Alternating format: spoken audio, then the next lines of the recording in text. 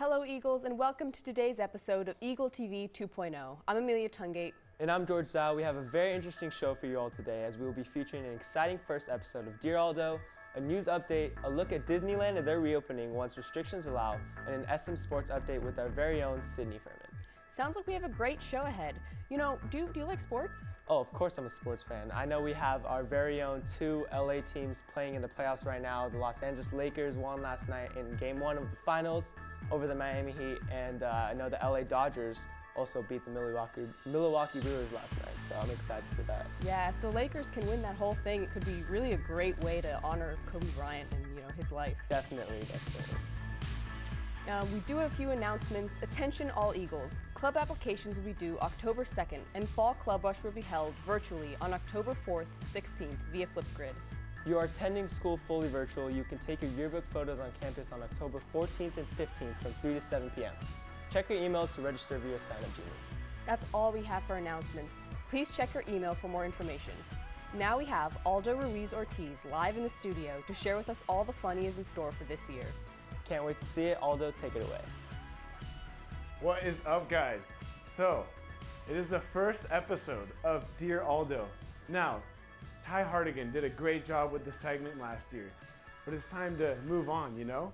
Right now we have a little makeshift mailbox. We'll get it decorated, so don't you guys worry. All right, first couple of questions. What sport do you play? Now that's a great question. I play basketball. You know, I've been playing for the last 4 years at SM. It's a fun sport, but I also dabble in ping pong. You know, I've been practicing every Wednesday night, and you know, so you could say I'm a multi-sport athlete. Next question. When does season start? That's also a great question. You know, everything's been crazy due to COVID. It's tough to say when we'll have an official season because everything's changing all the time. But as of now, we will start in March. So, if everything allows, I need the Eagle's Nest to show up in March. I know it's a long time away, but all you freshmen need to have your Eagle Nest experience. So, March is the date where it's supposed to start. Best part of being back on campus. I would say, personally, the best part of being back on campus is getting to show off my new glasses. You know, I went from a clear frame to a more circular frame. But I would say that, the best part of being back on campus is getting to see everyone. You know, it's been a while. It's been a lot of months since we've been able to see anyone and be in contact with anyone. So, you know, just being able to see your teachers, being able to see the people around you, a lot of new freshmen, good-looking freshmen out there. You know, it's great to be back. Last question for today. What are you looking forward to as a senior? Wow, that's a great question. You know, it's been a crazy senior year, but I would just say, you know, I just want to finish out strong. A lot of fun senior activities that I hope we're gonna be able to do, and you know, just being with your friends. So, hey, that's been the first segment of Dear Aldo. I need you guys to send questions. My email is aldo.ruizortiz@smhsstudents.org.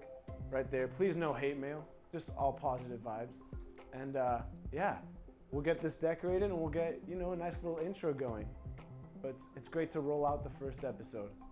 Back to you guys. Thanks so much, Aldo. I know I'm excited to see you coming up after the legendary lineup of Dear Chowie and Dear Ty, so I'm excited to see that. I hope everyone else is too. Switching gears, let's check in with Miranda, who has another episode of Noteworthy News, including a look into the first presidential debate of 2020. Let's roll it. Hey everyone, it's Miranda Riley, and I'm here with another edition of Noteworthy News. Kicking it off, we had our first presidential election between Democratic nominee Joe Biden and current President Donald Trump. They were moderated by Fox News anchor Chris Wallace and covered topics ranging from the coronavirus to Trump's nomination of Supreme Court Justice Amy Coney Barrett. This is a very controversial topic as to whether or not this is allowed so close to the election.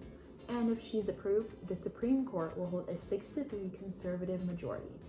Next week, Vice President Mike Pence will be debating Senator Kamala Harris on similar topics. Be sure to stay tuned, and if you're of age, register to vote. Now, switching gears. Walmart announced a large design overhaul to many of their stores. Much of this will be revolving around the Walmart app, which allows you to pay and find items within the store using the Scan and Go feature. The stores will also be much more organized, as it is easier to locate items. They are modeling it off airports with directories and large signage. This need to redesign is largely being pushed by COVID to create a safe environment for consumers. Now, our last story today covers the postponement of the Steelers vs. Titans game, which is now scheduled to take place either Monday or Tuesday. This announcement came after 3 Titan members and 5 staff members tested positive for the coronavirus last week, leading to the cancellation of the Titan vs. Vikings game. The season began on September 10th, and they are actually now in their 4th week of the season.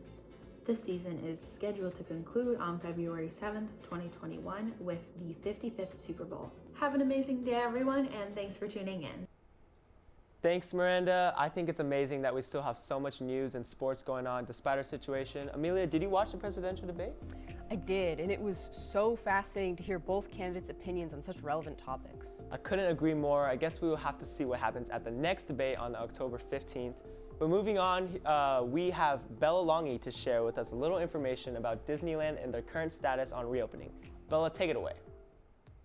Rumors began swirling as the lights of the Pixar Pier lit up for the first time since its closure in mid-March, and social distancing markers were spotted at the front of Disneyland.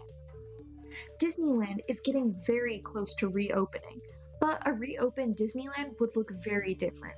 There would be mandatory temperature checks, cleaning of park equipment, and tickets would have to be booked months in advance to make sure the maximum capacity isn't reached. But Disney has had to lay off 28,000 of its employees because of its inability to reopen. Disney lays this at the feet of Newsom, who hasn't been able to release health and safety guidelines that would allow the park's eventual reopening and ending of its 6-month closure. Thank you, and back to the host in the studio. Thank you, Bella. I'll definitely have to head over to Disneyland once it's open. George, what's your favorite ride at Disney parks? I haven't been there in probably like 5 years, but I think, what's it called? I think it's called like, actually, I think probably the Star Wars one's probably my favorite just because like I was a huge Star Wars fan when I was little, so. Yeah, same here, definitely a fun ride. That's awesome. Amelia, do you play tennis? Oh yeah, I definitely do. I can't wait for our season to begin soon. It's gonna be such a good time. I'll definitely be rooting for you. And speaking of sports, Sydney Furman is here in the studio right now to update us on the fall season. Sydney, take it away. Hi Sam, I'm Sydney Furman and I have some updates on our sports teams this morning. To practice, all athletes have to check in with a trainer for temperature and a wellness check. Each athlete must come well prepared with a mask as well. As of now, our football team practices 4 days a week. They're unable to practice with footballs and wear the proper equipment yet, but it is noted that the coaches have done a tremendous job finding new ways to make practices a competitive and safe environment. To maintain social distancing, the athletes are split into their position groups on the field. They're doing a great job persevering through all these obstacles and will be prepared for season. And as a member of the varsity volleyball team, it's unfortunate that our season has been pushed back and the Diocese of Orange has not allowed us to practice until the end of October. In the meantime, my teammates and I have been working hard practicing with our club teams, and we are so excited to get back together on the court soon. Varsity track has begun their preseason training and are able to have a socially distanced practice on the track. Limitation of lanes have increased space and sanitation of all equipment such as hurdles and stopwatches. Some days are designated to off-track conditioning and strength training with the wait staff. The same goes for the cross-country team. Cross-country members are encouraged to run off-campus in smaller groups on trails where they are able to be 6 feet apart from each other. Both girls and boys lacrosse teams have been able to practice twice a week for about an hour and a half. In order to practice, they must get their temperatures checked, maintain social distancing, and cannot utilize their sticks or gear. Although their time is limited, they have been able to put in hard work to start off the season. The boys water polo team has been able to get access to the pool about 3 times a week. To limit contact with other players, they perform a socially distanced leg workout and a lot of passing and shooting drills, plenty of swimming exercises in order to build up their endurance for the season ahead. Cheer is practicing twice a week and they are working on cheers, band dances, jumps, kicks, and tumbling.